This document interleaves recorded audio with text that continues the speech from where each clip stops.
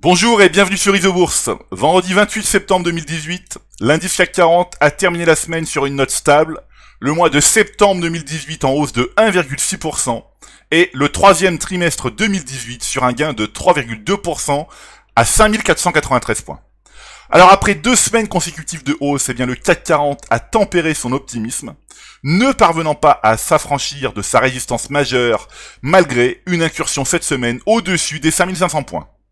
Alors la courbe de pression Isobourse 5 mois évoluant parallèlement mais toujours au-dessous de la courbe 20 mois, il va être encore nécessaire de faire preuve de patience et de prudence en octobre afin de déterminer la véritable tendance que prendra la bourse de Paris.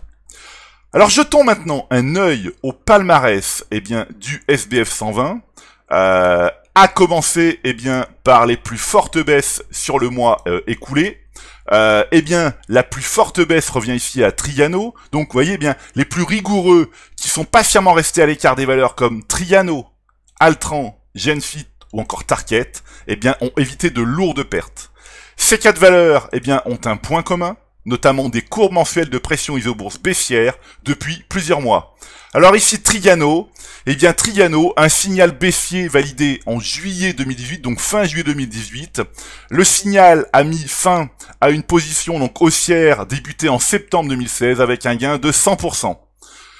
On continue ici avec Altran. Altran, là aussi, un signal baissier validé en juillet 2017. Les courbes de pression ne se sont jamais recroisées à la hausse depuis. Donc je le répète, il est nécessaire de rester à l'écart des valeurs dont les courbes mensuelles de pression isobourse sont baissières. On continue ici avec Genfit. Donc Genfit a un signal baissier validé en octobre 2017, une valeur qui avait peu progressé ou qui avait une évolution latérale. La valeur a baissé plus lourdement dans le mois de septembre. Voilà, donc nous sommes à l'écart de cette valeur. Et puis ici enfin Target, moins 35% depuis le signal baissier. Voilà, validé en juillet 2017. Donc il est vraiment important de se tenir toujours à l'écart de ces valeurs, donc je le répète, des valeurs dont les courbes de pression mensuelles sont baissières. Quant à Soitec, ici, qu'on trouve avec une baisse de plus de 11% sur le mois écoulé, la valeur vient de terminer le mois de septembre, sur un croisement baissier des courbes de pression isobourse 5 et 20 mois.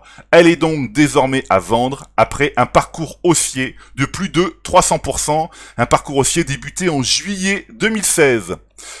Rappelons également que l'action ST Microélectronique a été vendue, c'était fin août, avec un gain de 169%. Donc voilà, donc depuis fin août, les courbes de pression sont désormais baissières. Donc nous restons à l'écart de ST Microélectronique. Voilà donc, du côté maintenant des hausses, la plus forte du mois revient à Score avec plus de 14%. La valeur est entrée dans le portefeuille du fonds Rothschild Martin Morel Impulsion France, donc le fonds entièrement piloté par Isobourse. C'était début septembre, à la suite du signal validé fin août. La deuxième plus forte hausse du mois revient à GTT. Donc voilà, GTT, ici, donc le titre de la Société Française d'Ingénierie Navale progresse de 128% depuis le croisement haussier des courbes de pression isobourse 5 et 20 mois, validé en novembre 2016. Enfin, terminons maintenant avec l'analyse du consensus isobourse à moyen terme de l'indice CAC Small, donc c'est-à-dire le compartiment des petites capitalisation de la Bourse de Paris. Le consensus Isobourse recommande de rester à l'écart de plus des 2/3 des valeurs de l'indice.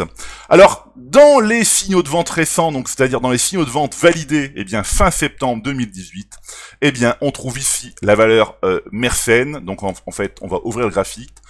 Ici, Mersenne a donc validé ici un signal baissier donc fin septembre. Et donc, c'est un parcours haussier qui va se terminer, un parcours haussier qui avait débuté en août 2016 et qui a généré un gain de 80%. Voilà, c'est maintenant à vous de faire le point de vos valeurs en portefeuille avec le logiciel Isobourse. Je vous donne rendez-vous pour ma prochaine chronique et d'ici là, restez avec nous sur Isobourse.